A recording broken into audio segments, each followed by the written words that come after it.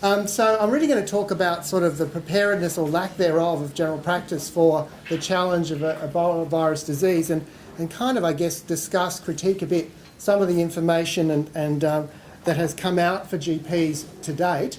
And I hope that might engender some discussion in the group about what might need to be done differently or better to really help prepare the primary care sector for the possibility of Ebola virus presenting and how maybe we could avoid that event. So some of you might not be very familiar about general practice in Australia, so I just thought I'd set the scene very briefly. There's about 32,000 GPs in Australia. Many, of course, work full-time, some part-time, so that's the sort of total body count, to put it that way. If you put it in terms of full-time equivalents, it's more about 18,000. They work in about 7,500 practices, and the practices are very variable. You know that probably from your own experience of general practice. Some of you might go to, kind of small corner shopfront practices with just one GP and maybe a receptionist. Some practices don't even have a receptionist. That's pretty uncommon these days, but it does exist. Through to large group practices which are really quite developed in their systems, that have co-located allied health, that have a practice manager, that have practice nurses, and so it's quite a spectrum. And you can imagine that the sort of level of capacity to prepare for something like Ebola varies quite a lot when you have such a spectrum. But about 65% of practices now have a practice nurse, which is a capacity increase, and the vast majority are computerised, so that helps a bit as well. Primary healthcare organisations, just to give you a bit more of a scene about who might support general practice in preparedness for challenges like Ebola and for pandemic flu and other infectious diseases challenges. Well, Medicare locals, we have Medicare locals around the country which have a practice support role, an educational role, but also involved in needs assessment and health planning for their local community, but are in a state of transition at the moment to primary health networks, and their funding will cease from middle of next year. And there's no national body now. There used to be a thing called the Medicare Local Alliance, which was a national body, but that lost its funding a while ago. So the kind of coordination of Medicare locals is a bit of an issue. There's a College of GPs, which has about 27,000 members, but that includes all the associate members, so GPs in training, which is quite a number, and people that might have some association with the GP college, but not be full members. And it's organised into national and office and state faculties. And the AMA, some people think all GPs are members of the AMA. That's not at all the case. It's less than 30%, I think. I put 30% because that's the last time I kind of heard that, but I think it's really a subset of GPs that are AMA members, therefore would get AMA communications and get the Medical Journal of Australia, for example. So that gives a sense of the kind of organisational framework. GPs have a lot of contact with the population. You've probably seen this figure before. It's, more than 86% of the population see the GP at least once a year. And of course, people with chronic health conditions, older people, see GPs much more frequently than that. And GPs, infectious diseases is quite a substantial part of general practice. So 16.3% of all problems managed in general practice, this is the University of Sydney data from the Beach survey, the Bettering the Evaluation and Care of Health survey, are infections of some kind. URTI is the most common, which wouldn't be surprising, upper respiratory tract infection, and gastroenteritis. They're some of the common ones, but of course there's things like bronchitis and pneumonia and lots of other skin infections. So, infectious diseases do present in general practice. And I just wanted to reflect for a moment on the experience in 2009 from H1N1. And at that time I was involved in some of the New South Wales Health organised discussions about this state's preparedness for pandemic flu. And, really the thinking was more around, I guess, more a flu that would be less contagious but more likely to have severe consequences. And a lot of the preparation in this state in particular was predicated on the assumption that people would go to a fever clinic or a hospital if they could have pandemic flu. But that's not what happened. And when pandemic flu arrived in Australia, as I recall it, it was in the northwest suburbs of Melbourne, and it started to present to general practitioners. And before long, Victoria was seeing a lot of cases, mainly in primary care, of people with pandemic flu. And then a few months later, it spread to New South Wales. And at that time, though there was a plan for things like distributing personal protective equipment, releasing it from the stockpile to general practice, and providing antivirals to staff, it actually hadn't been kind of how do we press the button and make that. It was more of a plan than an actual, yes, this is in place, this is how it will happen, it'll be distributed through these kind of avenues. And so it was rather, I felt, a situation which wasn't great in terms of how general practice was actually linked into the public health system and supported to deal with pandemic flu. And fortunately, things didn't turn out too badly, mainly due to the nature of that particular virus, perhaps more than our preparedness. But I guess we could debate that. So, what I guess I'm saying here is that pandemics do present in general practice, and they can present in general practice, and that's where people do sometimes go when they get sick. That's their habit, that's what they're used to doing. So that may well be the case in Ebola. But do we want it to be? Well, this is just looking at some of the information that's come out from the Department of Health in Canberra, and that they updated their information on 10th of October. It wasn't greatly changed from the August information, but this was the key point. We needed to be, as GPs, aware of the possibility and taking a full travel history and exposure history, and then immediately applying appropriate infection control. Now that seems quite difficult to do. If you're going to do a full history and exposure history, then immediately do that. I mean, it kind of does imply that it's not going to be absolutely immediately that you do that. And it does seem to imply that the patient's already there in front of you when you're doing this. And maybe that's not how you'd want to do it. Maybe you'd prefer this to be done over the phone or in some other way, so that you're not faced with that situation and having to deal with it in just straight out of someone coming in and sitting down in your waiting room or presenting to the reception. So it's a challenging kind of ask, I think, and we'll talk about that a bit more. So as you probably all know, this is the kind of the definition that was on the information for GPs about who you should think of as a patient under investigation, so just people with a prior history and history of fever greater than 38. Do not allow the patient to sit in the waiting room, placed in a single room. I'd suggest it's probably too late already. They're probably sitting in the waiting room. I mean, how can you do that if that you haven't had some screening or filtering or telephone contact or something before they present? Now, placing in a single room, of course, that's issues in many practices. The availability of rooms is going to be a challenge, but I guess you'd clear someone out.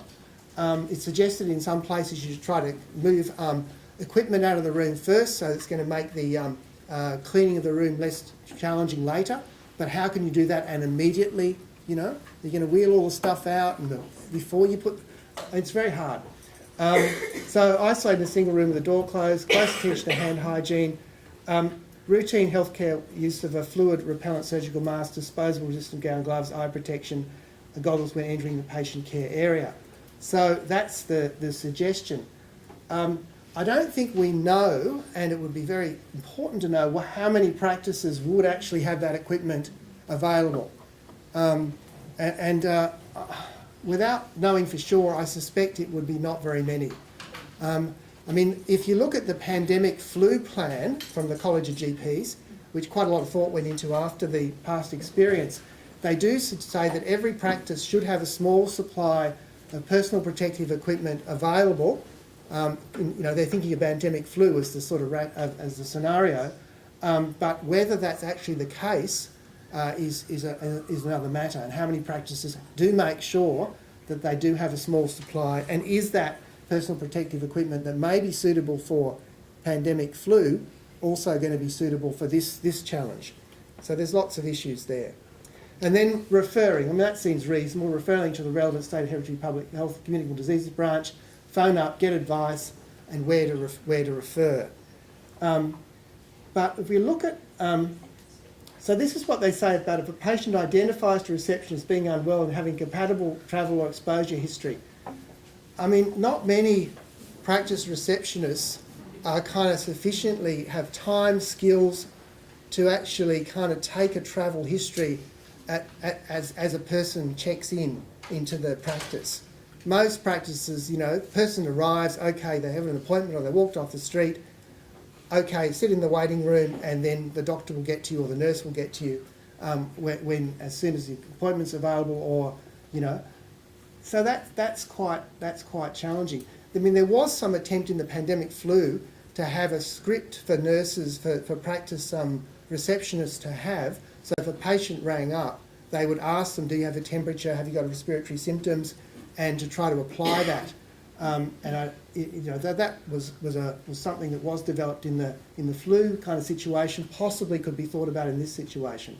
And we've largely talked about that, how practical is that, and standard procedures for infection control and minimise the risk of spread. I think one of the other challenges for primary care services is some of the patients presenting like this, of course, may have other conditions. You know, it may be malaria, it may be pneumonia, it may be anything. So does this, or could this also delay diagnosis of other problems, is another issue which kind of is challenging as well. Rana mentioned this. This was on the College of GPs website up to about a week ago. I don't want to be overly critical of the college, but that was not the message, and they have since taken it down and they're rethinking the wording. But I mean, I take consult. I mean, you can read consult in a number of ways, but I think most people would mean consult means you go for a consultation, you actually physically attend your practice. And if you put do not in front of that, maybe that would have been a better message. But I think it was probably not, well, I mean, it's just yeah. Anyway, so they've rethought it, and that's good, and they have responded to people's concerns about whether that was the message that should be going out. This is the most recent thing from the college website as of right now, when I checked yesterday, and I'm still not sure that's the best message. Really? Yeah, really? I mean, really is the message. I mean, I think what the college is saying is that, you know, general practice has a role in responding to pandemics. Yes, primary care has a role in responding to pandemics. That's true. But best placed, I don't know what that means really. And pandemics covers obviously a whole lot of different threats, and being best placed to respond to pandemic flu, like H1N1 type pandemic flu, might be a very different thing, is a very different thing to being best placed to respond to Ebola virus. They're very, very different infections, they've got very different consequences, and you know, what's might be suitable for one might be completely unsuitable for another. And I don't think it could be possible for general practice to be best placed to respond to Ebola virus infection. Just impossible. So I think the message still needs some further thought. And then when you click through the links, one of the links, and the only picture on the college's website about PPE, relates to pandemic flu preparedness. And this is probably the sort of PPE equipment that might be in practices if there's any there at all. But I guess, you know, we could certainly challenge whether that is appropriate PPE for Ebola virus. It may be suitable for flu, but is it suitable for Ebola is a whole other issue.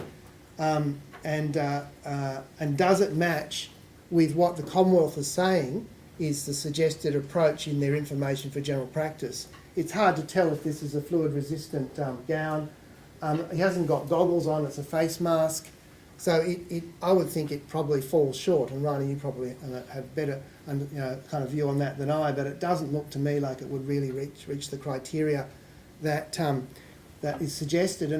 And I would have thought it would be useful to have something that does available in a form that people could have a look at, rather than things that probably don't. This is something that came out recently, and Rhonda drew my attention to it, from the Annals of Internal Medicine, which is about it's actually a travel health clinics that is situated within a hospital, so it's a little bit different to primary care in the Australian setting, and how they kind of thought about and responded to the issue of possibly seeing a patient with Ebola virus disease, and was trying to think about some of the things you might have to have in place if someone was going to present. So making sure you had recommended PPE, disposable equipment, having a designated room that you would use, actually trying to get rid of all the furniture before someone presents, not at the time they walk in, having a telephone triage procedure, so if people are phoning the clinic, that you have a set of questions you might ask, which might help you to identify whether someone is at possible risk or likely, or patient arrival. So where do people arrive? Ideally, having them come in through not the same entrance all the other patients use, but some other way. All the examination sort of stuff. Specimen collection. Now, we're not being recommended to do that at all in primary care in Australia, which seems to me sensible, but in this context of this clinic, maybe. And of course, they're also thinking about testing for other things, such as malaria, etc. Infection control, and how you might then transport that patient safely to a facility that actually has all the sort of equipment to provide for Ebola patients' care, and then how you clean up afterwards. So, I mean, I guess we're a long way away from this in primary care in Australia, but that probably looks like something like what real preparedness would look like with some adaptation. I don't know that it's achievable, really, in our sort of primary care system. It may be achievable in some settings, such as, sort of infectious diseases clinics associated with hospitals, or maybe in travel medicine clinics, maybe something a bit closer to that, specialised travel clinics, but I'm not sure it's doable in the broad framework of general practice. Just also wanted to I guess, comment a little bit about, I'll do this in a sec.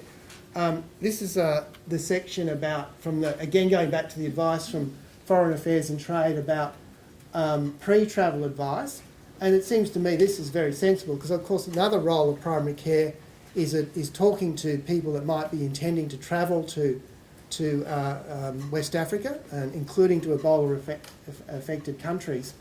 And I think that is important that GPs really think about, well, what's the advice that we might give those people? How do we help them think about whether they do go or don't go? What about their arrangements should they get ill while they're there, whether it might be with something else, not Ebola, but they might be sort of suspected of having Ebola, and is that in place? I was talking to someone yesterday whose son has been told for work he has to go to a country that neighbours one of the Ebola-affected countries, not actually in one, but neighbours it, and was told by his company, well, they have SOS as a retrieval kind of service. But when I looked up the SOS website, they don't actually say that they would be able to retrieve someone who had Ebola. They're not promising they could do that, which is, I'm sure, absolutely fair and true. They couldn't promise that. So, it is kind of a risk assessment, and GPs have a role in that. So what do I think maybe we need to try and do better? It seems to me in the case of Ebola virus, which is quite different to the sort of pandemic flu situation, it might well be possible to really make it unlikely that these people would present to primary care, when I don't think we can really adequately or properly prepare primary care to do this job as well as we'd like to. And I would have thought a state or national hotline for people who are concerned they may have this infection because of a travel history or the other features of the person under investigation could ring and then be taken through a triage and then directed appropriately. And some who didn't meet the person under investigation criteria may well be that they then contact their GP, ideally I think by phone first, and then the GP may well be part of the response because they need to be investigated for other things. But if they did meet the criteria, then I would have thought far better that they go directly to one of the designated hospitals and not present in primary care, where it's going to be very difficult to adequately have infection control and adequately protect both the staff of the primary care service and other patients in the primary care service from the risk of infection.